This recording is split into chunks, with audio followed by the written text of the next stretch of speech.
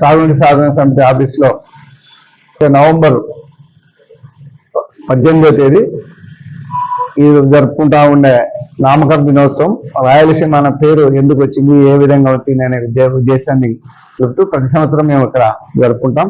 రాయలసీమ అనే పేరు ఒకప్పుడు మన జిల్లాలను సీడెడ్ జిల్లాలు, దత్తత జిల్లాలు అనే పేరు పెట్టబడింది. అంటే నాకు మతికించినాక కూడా సినీ ఫీల్డ్లో కూడా సీడెడ్ జిల్లాలు అనే వచ్చేది దాంట్లో వాళ్ళ డిస్ట్రిబ్యూషన్. దాంట్లో అంటే అవమానకరమైన మాట ఉండేది. దాన్ని 1928 సంవత్సరము నవంబర్ 18 నంద్యాలలోనే రాయలసీమ అనే పేరు పెట్టడం జరిగింది.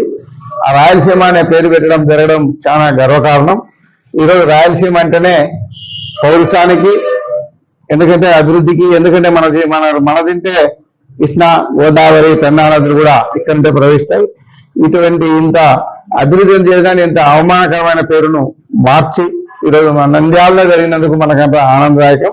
ఈరోజు ఆ నిధులు లేవు, మనకు నీళ్లు లేవు. అట్లాంటికే ఈరోజు ఆ రోజు రత్నసీమ ఎందుకు పెట్టారంటే దానికోసం పెట్టిస్తారు. ఇది ఉత్తరరత్నాల కాదు, ఆ రోజు పరిస్థితి అట్లేదు కాబట్టి దీన్ని రాయలసీమగా మలిచినారు. ఇప్పటికైనా ప్రజలు, నాయకులు, రాజకీయ నాయకులు అందరూ ఈ రాయలసీమకు ఆ భగవంతులను చూసి ఈ రాయలసీమకు న్యాయం చేయాలని మనసారా కోరుకుంటున్నాం. అలాంటి రాయలసీమను 1928 నంద్యాలలో జరిగిన ఆంధ్ర మహాసభలో ఆ రోజు చిలుకూరి నారాయణ గారు రాయలసీమ అనే పేరు పెట్టాలని ప్రతిపాదన తెచ్చారు. ఎందుకంటే రాయలసీమ అనే పేరు పెట్టడానికి ముఖ్య కారణం ఏమంటే, ఈ రాయలసీమను రాయల కాలంలో శ్రీకృష్ణదేవరాయలు రాయలు పరిపాలన కాలం కాబట్టి అప్పటి కాలంలో రాయలసీమ అంటే రత్నసీమ ఉండేది అనే విధంగా రాయలసీమ పేరు నామకరణం చేశారు. కానీ ఈరోజు రాయలసీమ రాయలసీమగా తయారవుతుంది. ఇక్కడ చూసుకుంటే మన రాజ్యాంగాన్ని ముఖ్యమంత్రి పదవిని అందించాలంతా రాయలసీమ వాళ్ళే, కానీ రాయలసీమ అభివృద్ధి చేపట్టడం లేదు. దాదాపు 100 సంవత్సరాల కిందట రాయలసీమ నామకరణము మన నంద్యాల టౌన్ నందు ఈ నామకరణం చేయడం అనేది మన రాయలసీమ ప్రాంతానికి మంచి గుర్తింపు.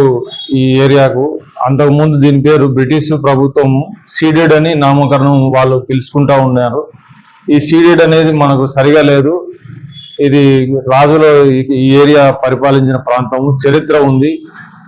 బ్రిటిష్ వాళ్ళ కింద మనం ఒక బానిసలుగా ఉన్నామని ఆ భావన పోవాలని రాయలసీమ అని నామకరణం చేసినారు మన పెద్దలు. మనకందరికి గర్వకారణం ఈ నంద్యాల నందు ఆ మీటింగ్ పెట్టడం అనేది. కానీ మనం ఈ నామకరణ దినోత్సవం మనం జరపడం ఎంతో గర్వకారణంగా ఉంది. ఎందుకంటే మన అంతకుముందు సీడెడ్ జిల్లాలంటే వదిలివేయబడినటువంటి జిల్లాలుగా మనం పిలిచేటువంటి వారు.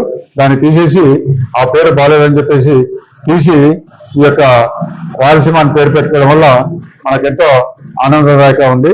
కాబట్టి ఈ యొక్క దినోత్సవాన్ని మనం ఘనంగా జరుపుకుంటూ నంద్యాల ప్రజలు కూడా ఈరోజు జరుపుకుంటే బాగుంటుందని చెప్పి తెలుస్తారు. Thank you. మహాసభ కార్యక్రమంలో ఈ శర్బారెడ్డి, అదేవిధంగా కడపరెడ్డి ఆహ్వాన అధ్యక్షులుగా ఉన్నారు. ఈ ప్రాంత సమస్యలు, ఇక్కడ ఉన్న స్థితిగతులు, వీళ్ళ జీవన విధానము, ఈ ఆత్మగౌరవం, అస్తిత్వం గురించి దత్తత అనేది చిన్న చూపుగా ఉంటుందనే ఉద్దేశంతో ఈ ప్రాంతానికి రాయలసీమ అనే నామకరణం చేయడం జరిగింది. ఇది చిలుకూరి నారాయణరావు గారు ప్రతిపాదించారు. దాన్ని ఆమోదించింది కూడా పప్పూరి రామాచార్యులు. ఆ రోజు మీటింగ్లో నంద్యాల నుంచి కూడా కాదరబాబు నరసింహారావు, అదేవిధంగా ఆత్మకూరు సుబ్రహ్మణ్యం శెట్టి, ఈ శంకర శర్మ శాస్త్రి గారు, అదేవిధంగా ఈ దాదాఖాన్ షేక్ కిరానీ,